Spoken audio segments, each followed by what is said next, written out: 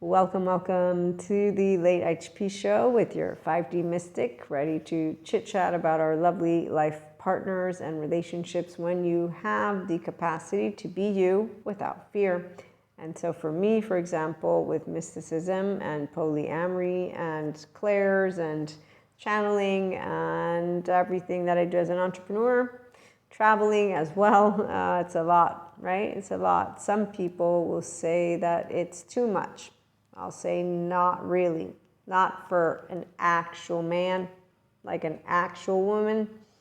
Yes, that means people who know how to love.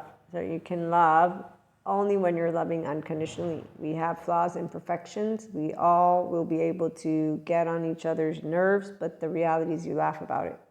Because that's what repairing moments that have those ups and downs, but it's not boxing gloves.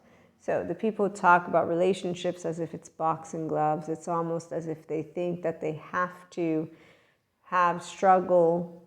I'm Neapolitan though, so we passionately with a lot of yelling get into it. So I'm used to actually tangoing.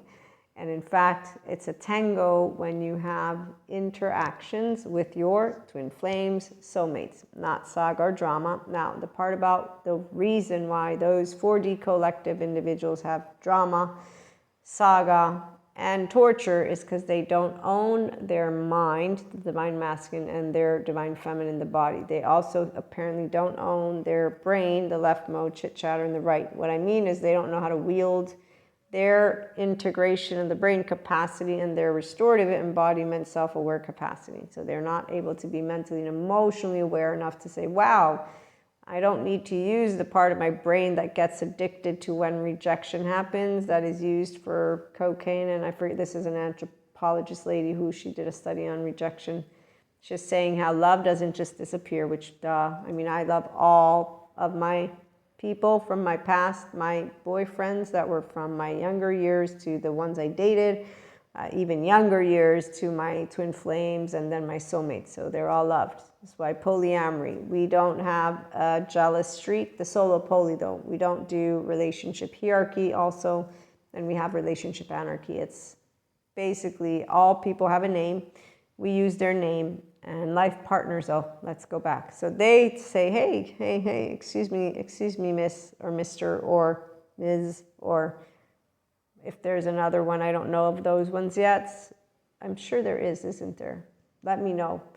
But long story short, what I'm trying to get to is somebody will be like, excuse me, I would like to build a snow home and or a, no, not snow, it's too cold, a mer home, okay, mer home is okay, where, which beach, which sun, okay, so I'm trying to make a point.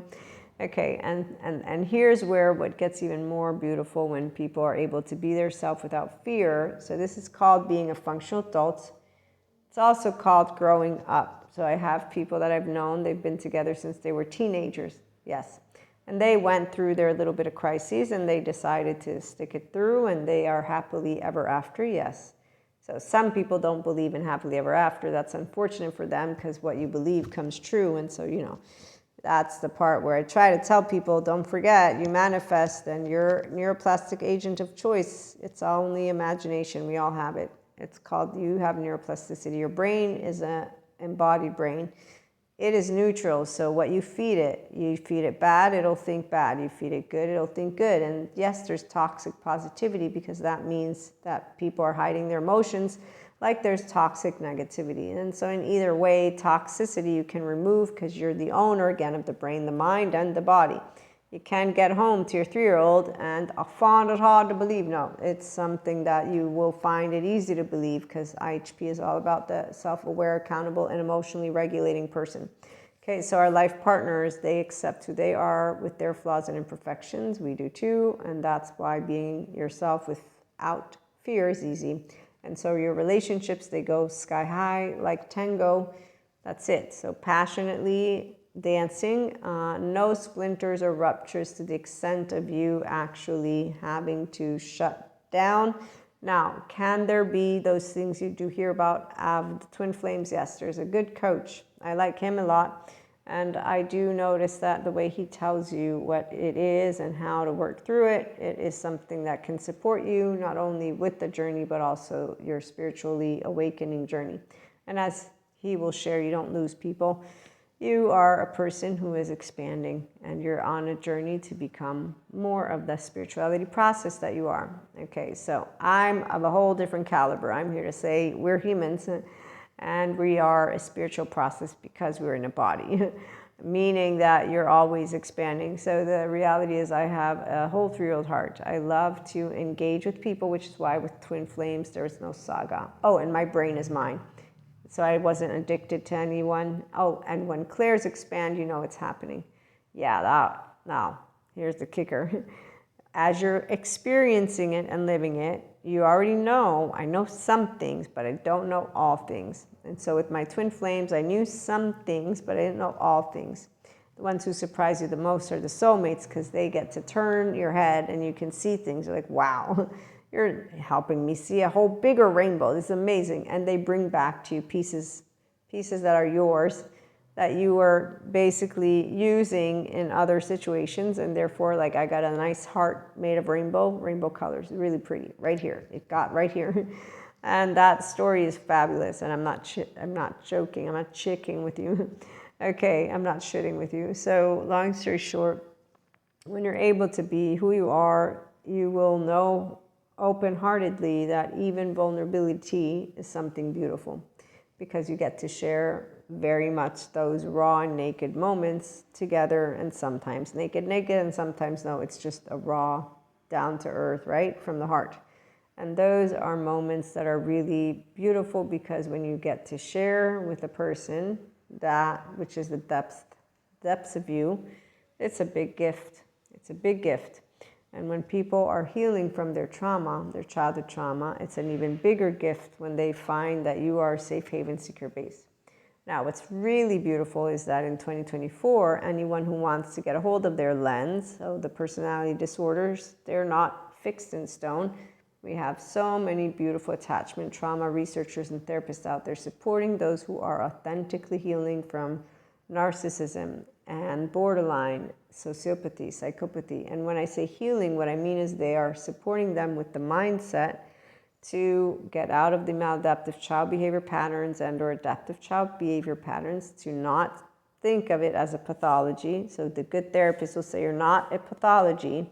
I explained to you what these patterns are. Now we work with how to reduce them, your effort and best foot forward, as well as healthy self-worth partners. So people who keep you on track, no drinking, no fucking, no drugging. And if you have fallbacks, they're there to catch you and to remind you, okay, we said we're gonna, do this journey together. So people who are serious about the healing, they will consistently be on track. It will be and is always something that is sensitive, but if they want to be their full-blown 1-year-old in their life, they will do it. But the motivation is for the person, and it is something tough, by the way. That's why the healthy self-worth people who are easily here, because we have secure attachment, we didn't have the other end of that stick. We get to say, we're here to keep you on track, not to keep your mood down. Okay, so that other part is very important too. Life partners don't become crutches.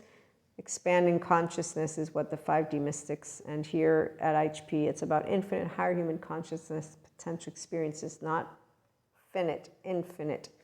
And so you can master and wield your embodied brain, your emotional and mental plane, and with the right life partner and or partners for my polyamory crew, that's unconditionally loving with flaws and imperfections, we always expand. But the best foot forward is brought forth by both and all. And so again, the maladaptive child behavior and adaptive child behavior patterns, there's a required person who wants out completely, not just half-assedly, completely. And then for us to be supportive and in fact not to shame if there's fallback, but to say, okay, we said we'd get up and go, let's keep going, and actually to keep moving forward. And the person will willfully, because they want to keep moving forward. And it's beautiful when I get to see those life partners together, which they are online, by the way. And no, it's not hard work to keep a couple together. It's easy because we love and enjoy each other. So life partners, they enjoy each other's quirks and they get to speak with integrity in each other's faces. That's with a lot and more. Tune in for more. Have a great day.